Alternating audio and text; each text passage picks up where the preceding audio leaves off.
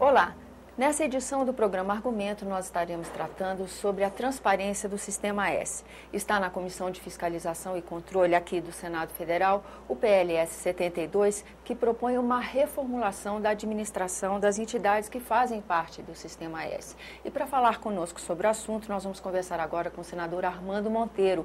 Ele que já foi presidente da Confederação Nacional das Indústrias, presidiu também a Federação das Indústrias de Pernambuco, época em que foi dirigente do Sistema S, não é isso, senador? É isso, e eu devo dizer que do meu modesto currículo, uma das coisas que me honram é ter sido dirigente desse sistema. No plano regional, quando pude ser presidente da Federação das Indústrias, e a ela vinculavam-se o Serviço Social, o SESI e o SENAI, no âmbito regional. E depois, quando pude, na presidência da Confederação Nacional da Indústria, dirigir os departamentos nacionais dessa entidade. A primeira coisa que me parece necessária é dizer o que é Sistema S. O Sistema S são 11 entidades que prestam serviços específicos em áreas distintas. São entidades que atuam em todo o território nacional, portanto, a abrangência de atuação é nacional, e que vão desde o SEBRAE, que tem um foco específico na capacitação dos micro e pequenos empresários, e que é uma marca de grande sucesso no Brasil, até, por exemplo, o SESCOP, que assiste às cooperativas, o sistema cooperativado. Os S's da indústria, SESI e SENAI, os S's do comércio, SESC e SENAC, o S da agricultura, que é o SENAR, que atua sobre mais de 2 milhões de trabalhadores rurais e pequenos módulos rurais, e ainda os S's do setor de transporte, SEST e SENAT. Então, a primeira questão é o seguinte: quando se promove uma generalização e quando se fala de um sistema sem analisar o papel que cada entidade cumpre, quando se fala de orçamento consolidado sem saber qual é a clientela de cada um e a missão institucional de cada um, se corre sempre o risco de fazer generalizações. Por exemplo, quando se diz que o orçamento dos S é 15 bilhões de reais, eu gostaria de dizer o seguinte: o Brasil gasta na área de educação algo equivalente a 6% do PIB. Isso representa, em números aproximados, entre 250 e 300 bilhões de reais.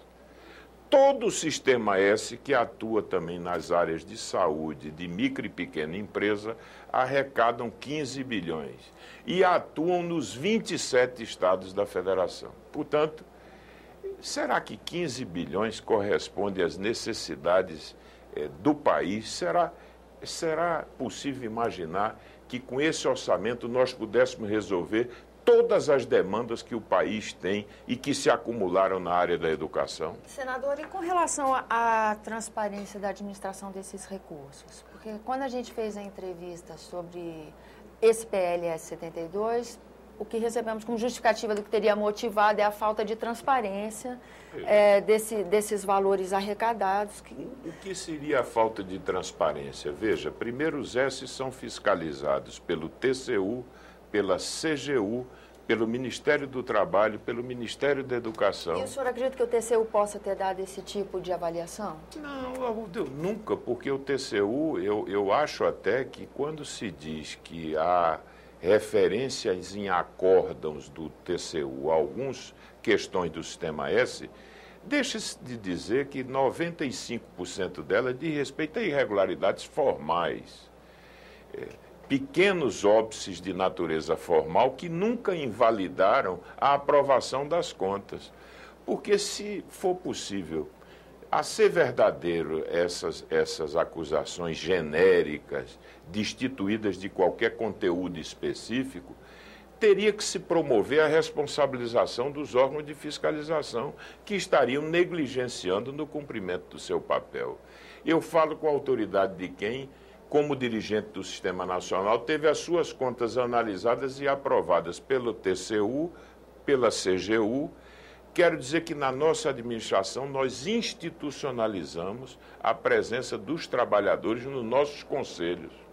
Os nossos planos, as diretrizes operacionais são aprovadas e validadas pelos trabalhadores que estão no conselho. Agora, a melhor forma de julgar as entidades ou instituições é pelo que elas fazem, pelo desempenho. E aí, a primeira questão, por que foram tão longevas?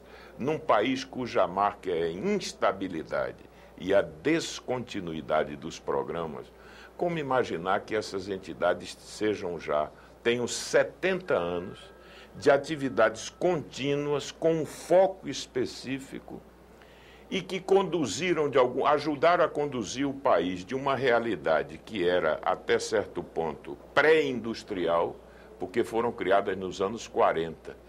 E foram criadas sob a inspiração de empresários que procuraram o presidente Getúlio Vargas e disseram, olha, nós queremos que o senhor tribute a folha das empresas.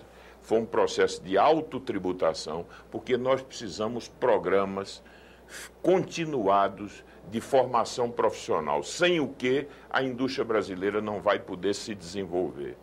E veja, o Brasil deu um salto de uma economia de base agrícola, essencialmente. O Brasil se transforma, depois de 50 anos, na principal plataforma manufatureira da América Latina. Como se deu esse desenvolvimento? Foi efeito sem causa? Como o Brasil hoje produz todos os bens industriais? Porque houve instituições que cumpriram ao longo do tempo o seu papel. O Senai formou ao longo desses anos 58 milhões de pessoas que passaram pelas escolas. São 3 milhões e 100 mil matrículas por ano, em 60 ocupações industriais. É referência internacional da OIT. O Brasil ganha nos torneios de formação profissional internacionais, como o World Skills. O último torneio em Londres, o Brasil tirou em segundo lugar a representação do Brasil. Então, nessa entidade é possível falar de quantidade, de escala, é o maior complexo de educação profissional da América Latina, e de qualidade e excelência. A empregabilidade dos alunos do Senai. Quem passa pelas escolas do Senai, em um ano está empregado. Quem se emprega e que fez essa trajetória como aprendiz, os salários iniciais são 3 vezes, corresponde a 3 vezes o salário mínimo, os salários iniciais. Então, os números falam por si mesmos. Senador, no final da nossa entrevista, que já temos pouco tempo, tem 2 questões ainda que eu gostaria de ouvir a opinião do senhor. A primeira é que essas entidades estão oferecendo cursos que deveriam ser gratuitos e que estão sendo oferecidos a preços, inclusive, mais altos do que outros cursos semelhantes do mercado. Essa é a primeira crítica que eu gostaria de ouvir um contraponto do senhor. Olha, o que eu posso dizer é que 81% do orçamento do Senai, né, é aplicado na gratuidade, inclusive por acordo com o Ministério da Educação. Há um acordo em que se elevava, através de uma rampa, a gratuidade, porque lá você tem cursos técnicos de maior duração, que é o curso do aprendiz, que vai até 1.400 horas, e até cursos de qualificação de 200 horas, por exemplo, que é para o aperfeiçoamento profissional. Então, o que é que eu quero dizer? É que essa matriz, ela convive também com cursos que não são gratuitos, porque corresponde a demandas específicas de empresas. Então, tem cursos que têm que ser customizados e que a empresa tem que pagar. Por exemplo, o Senai tem a maior rede metrológica do Brasil. Toda a parte de metrologia industrial, são 208 laboratórios do Brasil. Os melhores centros tecnológicos de automação industrial, de tecnologia de óleo e gás, o Cimatec é uma referência na indústria automobilística como centro tecnológico. Então, esses investimentos que o sistema realiza para aperfeiçoar, modernizar os seus laboratórios, ele tem que ter capacidade de investimento para fazer. Então, ele combina gratuidade nas faixas de formação com cursos de qualificação de pequena duração que são muitas vezes cobrados das empresas. Mas devo dizer que no sistema indústria, os cursos têm parâmetros de custo bastante razoáveis. Eu não posso responder por todo o sistema S, mas na indústria a relação custo-benefício é inquestionável. Então, veja, é um sistema que tem todo um acervo de realizações ao longo desse tempo. Pode ser aperfeiçoado? Pode, é uma construção humana, é susceptível de aperfeiçoamento.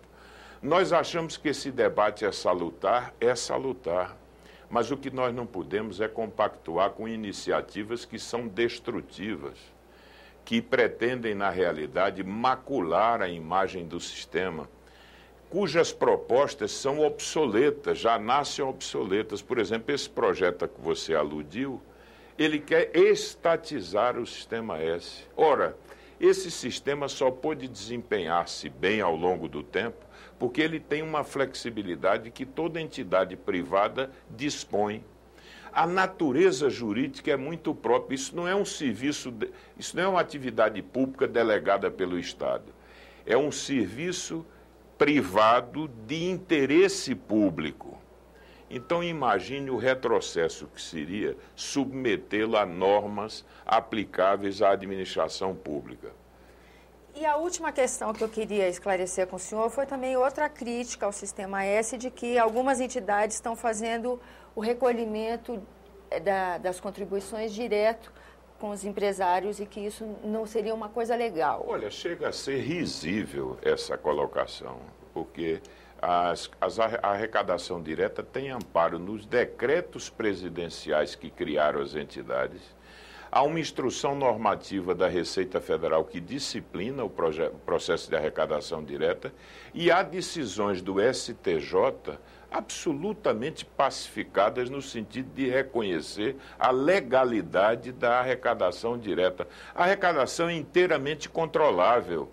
A Receita, nós celebramos os convênios e a Receita recebe a cópia.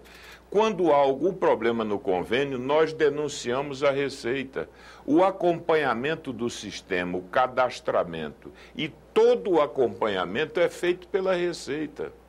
Por que é que se previu a arrecadação direta? Porque há situações que são previstas no regulamento em que a empresa recolhe diretamente ao sistema e abate aquilo que corresponde aos trabalhos e que ela própria realiza nessas áreas. Então é algo absolutamente legal, absolutamente regulamentar, submetido a um controle estrito da Receita Federal. Outra coisa que eu gostaria de dizer, não há registro de empresa que que sofreu alguma autuação da Previdência por fazer arrecadação direta, porque toda essa arrecadação está amparada em convênios, em instrumentos legais.